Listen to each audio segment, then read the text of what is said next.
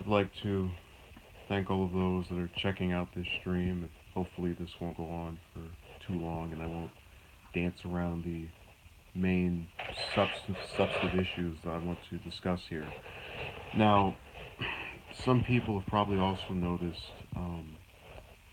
an overwhelming theme among those who consider themselves to be regular followers of current events, which could be chalked up to anyone who watches the news on a daily basis. That there are people who consider the desirability of electable candidates based off of what character traits they have rather than what policies they have. A case in point, there was an excerpt from Fire and Fury by Michael Wolff, if I'm getting his name correct, where he mentioned that one of Trump's staffers talked about how boring Obama's speeches were. And, the full disclaimer here, I'm not someone who considers himself necessarily a fan of Obama's, but um, to suggest that a speech is bad because it doesn't have an off the cuff reactionary type of way about it is, I think, ludicrous, but it serves to undercut the main problem here.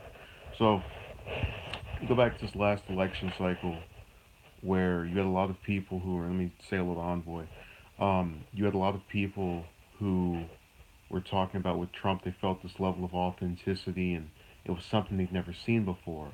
But really focus on that claim of authenticity or just relatability, and that was actually something that you can trace back to 2008 election with Obama. And if you want to go with a more blatant example of this type of um, form of rhetoric or just way of judging our candidates, if you go to the 2000 election where people said, "Oh, Bush is the kind of guy I'd like to have a beer with." Um, this really puts into perspective more than anything else why things are as messed up as they are now. Um, because you have what has effectively become a style over substance culture. And you can blame that on television. I know the 1960 election with Kennedy and Nixon certainly it was the first one to have that be a theme. But this is just a part of society now where people who appear to look the most like someone who should have that office tend to get it in spite of how flawed or um, much of an empty suit they are. Okay, Envoy says it seems like a good topic. More of my complaints come from the elections at the local level, who we vote for our individual cities and states. Oh yes, but that's another. Well, we'll get into that in maybe another stream.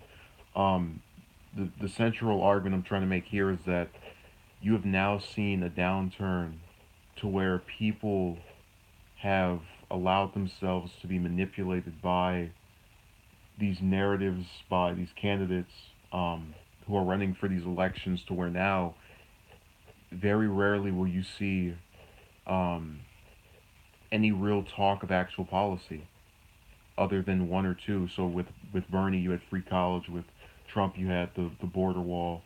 Um, and to their credit, they would at times speak about their own platforms. What is focused on by not only um, the media, but by members of the left or people such as myself who aren't necessarily fans of Trump by any means. They're talking about his alleged relationships with Playboy models and porn stars, um, and his tax returns, various things that in the current era of having to deal with domestic and foreign policy don't really matter at all. Okay, Envoy says, I agree with you, man. We live in a very sensationalist society. These candidates will use buzzwords. What does that mean? Yeah, look at Hillary's message with the I'm with her non jargon. Um, but I really want this to kind of be the center point of what I'm trying to get out here, that the decline in people taking these elections seriously is a direct result of those buzzwords you just mentioned there. Um, a lack of discussing actual policy and this belief that we have to be entertained by the person that is, the commander in chief. And look, I'm not saying that if someone speaks there for 3 hours about economic trade, you're going to just be so excited like it's the new, what's a good film to compare it to? The new Infinity War or something. Uh, but you have to put into perspective if the person knows what they're talking about, because a lot of these news organizations, especially the ones online, will break down the points of these various speeches. Okay, Envoy says, what really annoys me is the talks of people like Oprah or Kanye or The Rock talking about running for office. We don't need celebrity candidates. Yeah, well, you have to also understand that that is the centerpiece of this. Where in the case of Trump, you had a person who had very minor political involvement leading up to that election, but was able to run on the theme of I don't have a record that's actually been proven, and also the people around me all kind of are, you know, the same slash slightly worse. So, for example, most of the things he's doing now, I'm very convinced every other candidate in that Republican primary would have done. And with him against Hillary, made it to where we could. There was no way to vote against the banks. There was no way to vote against a continuation of the Afghan war. There's just you have these faces. They're not. They don't. They're empty suits with famous names on it. You have Oprah. What does she stand for? I don't know what. Well, we actually know she did stand for the Iraq War, but they won't talk about that anymore. Um, but they want you to vote based off of that person's name rather than what they're actually conveying. I can guarantee you, Envoy, she could go and make a whole speech about the greatness of people starving or something, and it would not be enough to do her in.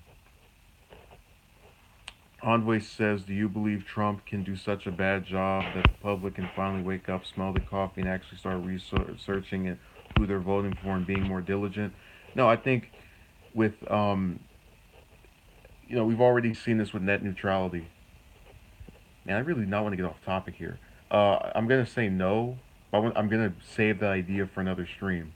But let me end this before, because I might end up doing two of these. So the short answer and the point that I've been trying to make in the last 7 minutes is that as a result of the wanting for of celebrity and who we vote for, as well as this thing of is it going to be a Democrat or Republican? Who's gonna run? Where they've kind of turned elections into sports seasons, um, with no direct consequence really being spoken about is at stake, other than maybe one or two policies like they were sitting over there, complaining about, the Affordable Care Act can get repealed. You have effectively created a system where now people just don't take these things seriously enough to where they're actually researching, and thus, when they vote, it's kind of not really predicated on, hey, what's going to happen to this country or that country? What's going to happen to my job? How do I know what this person is saying is any different than the other person? Yeah, I'm glad you noticed that MLG gaming, that image. So I'm going to close this out and do another stream addressing the actually starting the research that Envoy brought up. Well, all the promises these candidates have.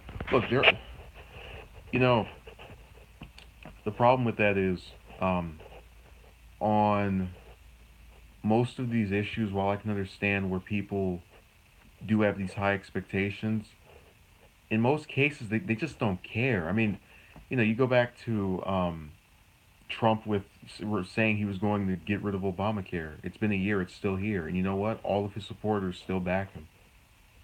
I've had people who complained about various parts of Obama's administration, um, whether it was the hawkish foreign policy of airstrikes that killed small children and destroyed hospitals and other institutions that were meant to appease those who were innocent in the Middle East, who happened to be there guilt by association, and they would still say they'd vote for him twice as they did before. And that's not because of his great policies. It's because they personally like that candidate. You know, women thought he was handsome. Men thought he was fun to be around with. Are the last countries I want to mess with. Yeah, Envoy, that was the point of yesterday's video where I was warning about Bolton and the hells of the world that will be unraveled once he gets sworn in. But that's another thing that's going to get ignored. Um, so I'm going to come right back and talk about the um, actual. I'm trying to think of a title for it. The researching who they're voting for when that begins. So thank you.